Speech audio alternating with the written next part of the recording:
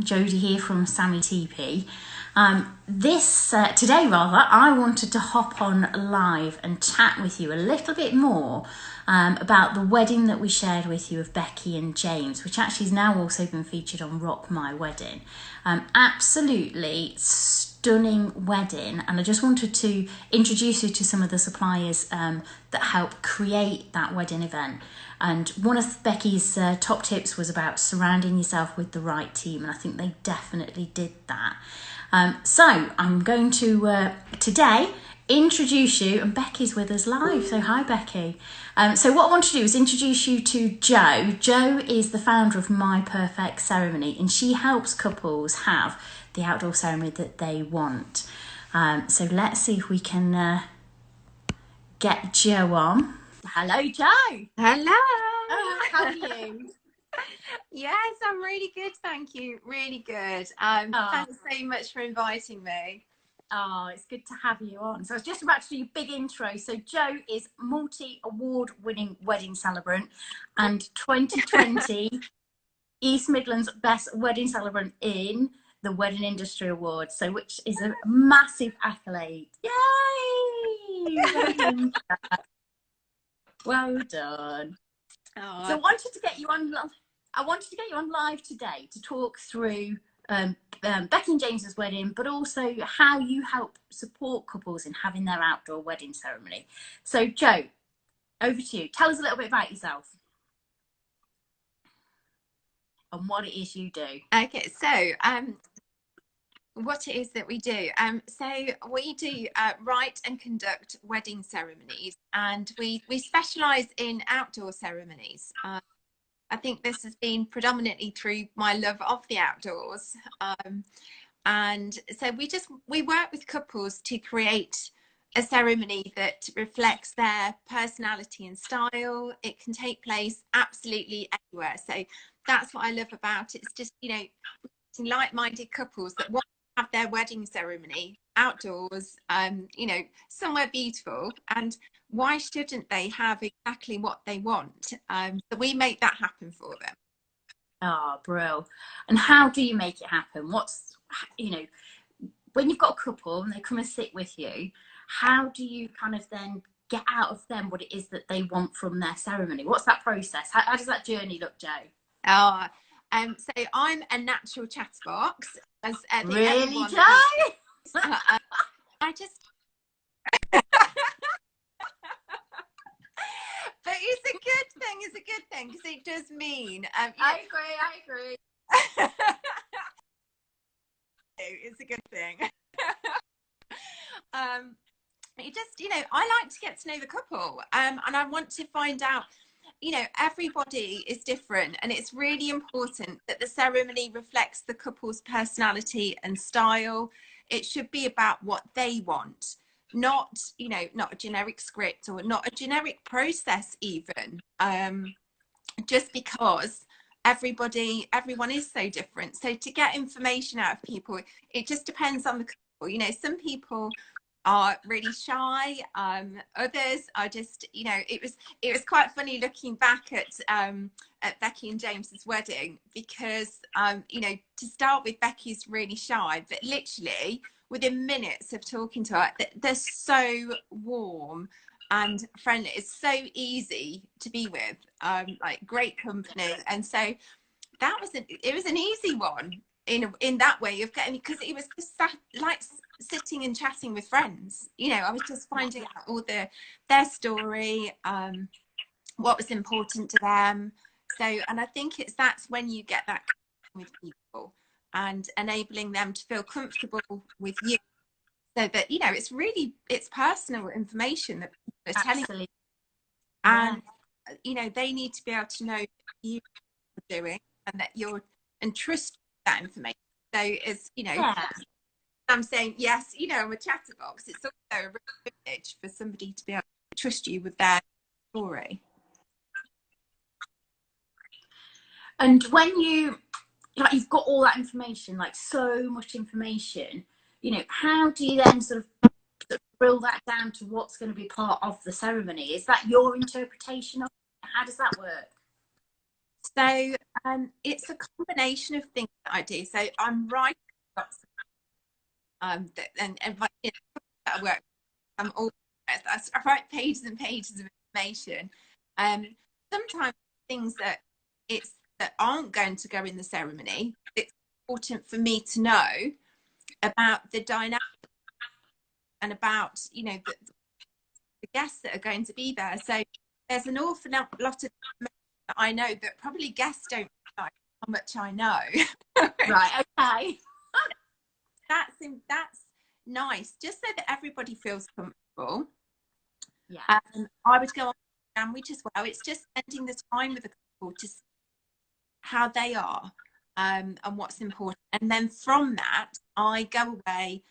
I write the ceremony, and I always email across to them so that they get to have a look.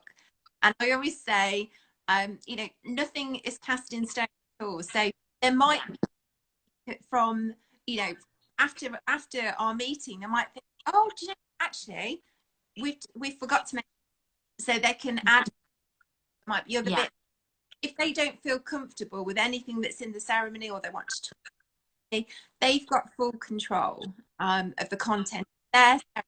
So there's nothing in there that they have. Yeah. Brilliant. So do you then sort of sit with them on a face to face in normal times to get that information from them, and then sort of pop that out to them to have a look at, and then how do you then finalize the ceremony? Is that sort of through telephone calls, meetings, or how does that work with yourself, Jo? So the meeting, it depends on the client. First time that I met when Becky and James lived in New York. New York. Yeah. Actually, Becky's mum that I met first of all. Yeah.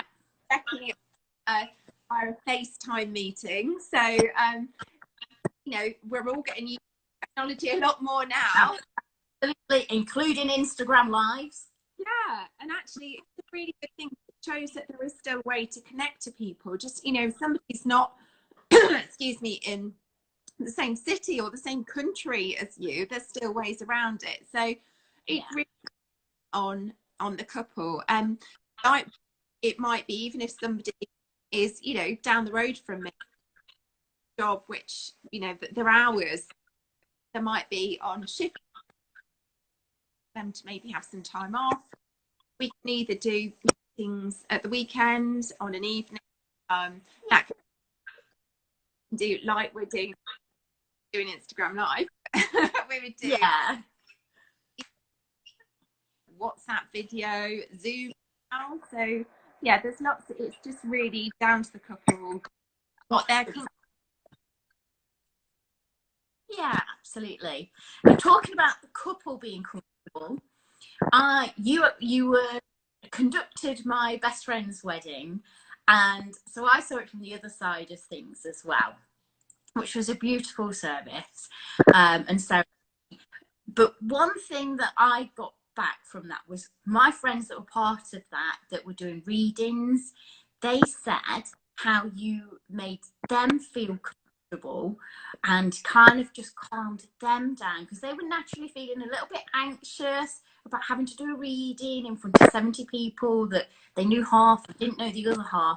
But actually, it was your reassurance that just gave them that little boost that they needed to feel comfortable, feel relaxed, and at ease to be able to deliver what they were going to deliver. So your role, Jo, is really key on the day, isn't it? I mean, did you realise how important that sort of just being that stable person for that person? So you've got nerves all around you. I mean, do you feel the nerves? How is it, Jo? Tell us. It's a really strange thing, because as you know, I've been doing this for so long, I just naturally do it. Sometimes you forget what you do, because it's just so normal and natural. Like, you know, I'm stepping into the role of, right, it's organisation time, and it's not to make everything, because if somebody's doing reading and, you know, nervous, you feel, not only does the person that's, the people listening to it first, it's nice Yeah. to, yeah, so I guess I do that. And I suppose it's just, whether it's the switch that I think beforehand, I just do so much and organising, and I'm back to front, so that by the time, all at the same end, that by the time we get to the day, I'm nervous at all. My role to Yeah. else feel, just enjoy the ceremony. Oh, it's definitely a superpower you've got, putting everyone at ease. So well done, and keep sharing that superpower that you've got there. You Oh. know, Good, and I think that comes across definitely. So going back to Becky and James's wedding that happened last June, and they were really fortunate. It was absolute glorious weather, wasn't it? you know,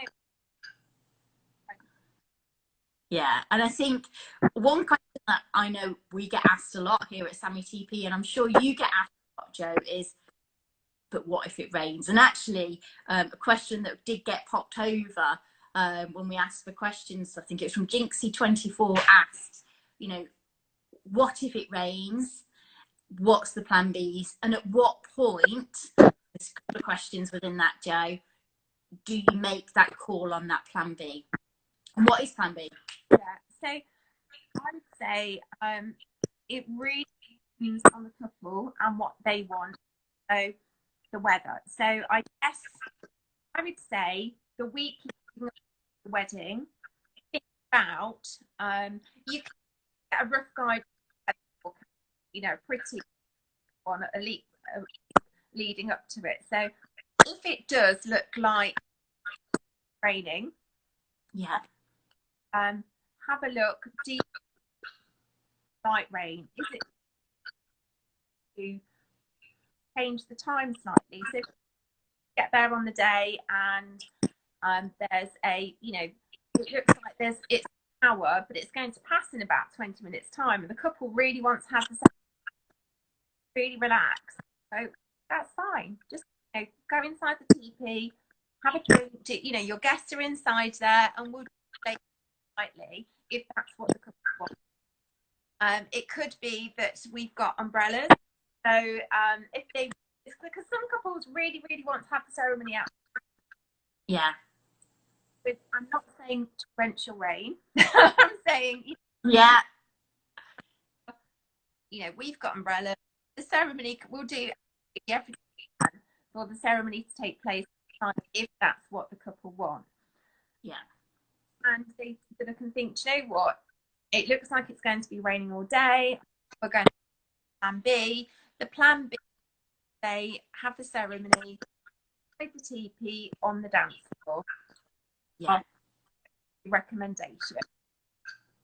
An area that's not been until a little bit later today, so it's not encroaching on a that's been used for something else. So there's not use either the benches or the chairs having for the food later on. And it's amazing having, I mean, you know, you can have an art table, whatever it is that you want going to have set up outside. Hopefully replicate that inside on the dance floor, having the, you know, the benches or the chairs, and it's amazingly quick, you know, allocating maybe, you know, half a dozen of the green or ends just to say, right. Yeah. I was just going to ask you that. Who does it? Who's moving? Absolutely, yeah, and it's being organised, and having just makes it work really smoothly. And I've done ceremonies inside teepees where it wasn't intended to be inside, but actually really atmospheric, obviously. Yeah. So lovely. And you're right in what you say. Naturally, there normally is one teepee which is dedicated for evening dance floor. Your evening party is empty and free, and that's the same with the sailboss tent, that if you did need to relocate that outdoor ceremony to be inside, if you just weren't fortunate, you have got the space. And that's always key, isn't it? Is you've got the space, it has to happen, you can make that decision. It sounds like leaving it sort of as late as you can. When you do make that decision, it can happen pretty quickly if you do need to pull it inside. That's the thing, you know, we've done it on, sometimes it might that you make, it might be the morning of the ceremony that is, you know, you think actually we're going to have to do this. Yeah. And yeah, completely doable. I think it's the fact that have those discussions beforehand of we'll have the discussions beforehand of right, this is the plan months before. yeah, Only then or that we think that's when we look and say, right, this we might have to put this into place now. yeah. What their preferred option, what the weather forecast is. Yeah, no, bro. Ah, thank you, Jo. Really informative, and you know, it's great to be able to listen to your side. That sort of storytelling. I guess that's what you're doing, really. You're storytelling, aren't you? Telling the story of a couple, and I think that's a really honourable position to be in, and rewarding. So, well done. It is extremely rewarding. I do, yeah. I'm very fortunate to be able to do the job that I do. Yeah. Ah, so Jo, any tips to a couple just starting out on their wedding planning journey? Any tips that you've got that you could share with them? Share your experience with? Any advice? I would say, enjoy the process, and just remember what it is that you know why you were doing. I just think you know you can. It's just taking that step back and just, why you're doing this. Your guests are there for you. Yeah, It's about you. Everyone's there, loves you, celebrate your wedding. So whatever you get on with, yeah, go for it. And just yeah. So just remember what it is. yeah. Oh, brill. So Jo, tell us then, if anyone's thinking of the outdoor side of the ceremony and they want to get in touch with you, how do we do that? So if they go across to our website, which is myperfectceremony.co.uk, or so there's a contact on there. We've got our Instagram page, so they can DM if they want to contact us. We've got a Facebook page too, where we say either the website or in preferred options. Oh, bro. Well, thank you, Jo, for coming on today, chatting with us, talking through that process, and just sharing a bit of insight with it, and obviously parting with your advice. So, very much welcome. Thank you. Pleasure. Thanks again. Ah, thank you, Jo. Right, I'll see you soon.